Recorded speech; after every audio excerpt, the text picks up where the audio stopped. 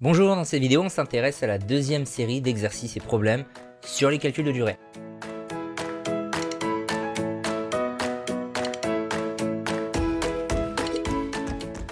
Alors un match de tennis a commencé à 13h54 et a duré 4h29, avec une interruption de 17 minutes, faudra pas l'oublier.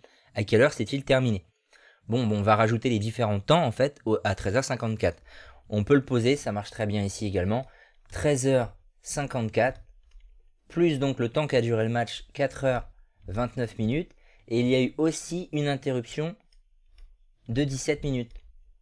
On additionne le tout, donc 4 plus 9 plus 7, ça se pose comme ça, donc 13 plus 7 ça fait 20, on met 0, on retient 2, et donc 2 plus 5 ça fait 7, plus 2 ça fait 9, plus 1 ça fait 10, donc 0, je mets même 100 heures, et donc 13 plus 4, ça fait 17.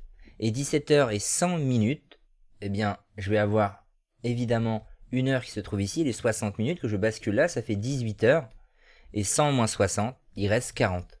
Voilà, 18h40, c'est à cette heure-ci que le match s'est terminé. Et je le redis, quand c'est plutôt de l'addition, il ne faut pas hésiter à plutôt la poser. Ça marche toujours très bien. Bertrand s'est couché à 22h15 et s'est levé à 7h45 le lendemain. Combien de temps est-il resté au lit? Là on cherche un écart. Bon, un écart pour le coup, c'est plus facile de faire un axe. Donc on doit passer de 22h15 à 7h45. Alors déjà, 22h15, on est en train de franchir une journée, donc vaut mieux prendre son temps. On va aller chercher minuit 15. J'ai mis un exemple comme ça dans la vidéo leçon. Donc là, à ce stade, c'est 2 heures déjà qui se sont écoulées. Et ensuite, je vais aller chercher 7h15. Ça rajoute donc 7 heures. Et enfin, pour atteindre 7h45, eh bien là, je dois rajouter 30 minutes. Donc au final, j'ai 2 plus 7, ça fait 9 heures. 9 heures, 30 minutes. Il est resté au lit 9h30. Problème 5. Julien de passage à Amiens décide de visiter le zoo. Il commence sa visite à 14h45.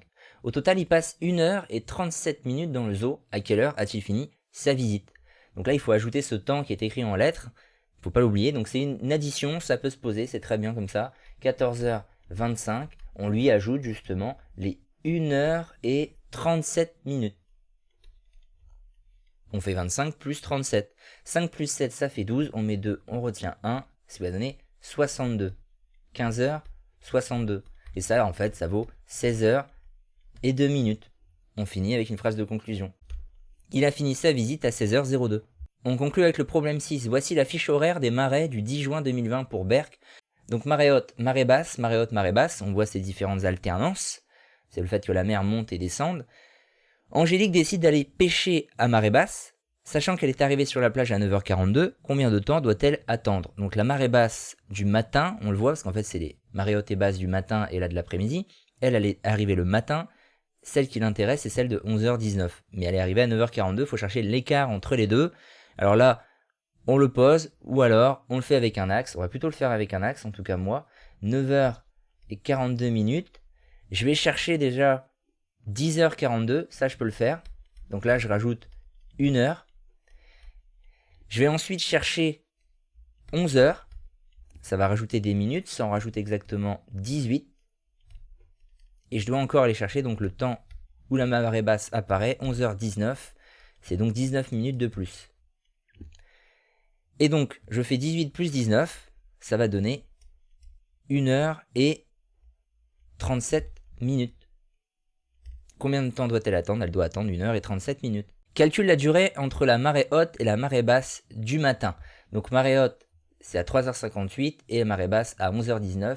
On va chercher l'écart entre les deux. Donc là, l'axe c'est également la meilleure des options. On fait 3h58, on va chercher tout simplement 4 heures. Ça rajoute 2 minutes. Et on va chercher directement, si on veut, 11h19. De 4h à 11h19, on sait que ça va nous rajouter... de 4h à 11h, ça rajoute 7h et 19, 7h19. Et on n'oublie pas de rajouter les 2 minutes qu'on avait déjà, ça va donner 7h21. Enfin, cette durée est-elle la même que pour l'après-midi? On calcule celle de l'après-midi à présent, 7h20 pour atteindre 23h36. Alors on peut atteindre directement 23h20. Ça donne des heures, ça, il y en a combien qui séparent 16 de 23? Il y en a 7, donc plus 7 heures. Et il reste à atteindre 23h 36, on rajoute 16 minutes. Cela a donc pris 7 heures et 16 minutes. Il y a un écart de 5 minutes entre les deux durées.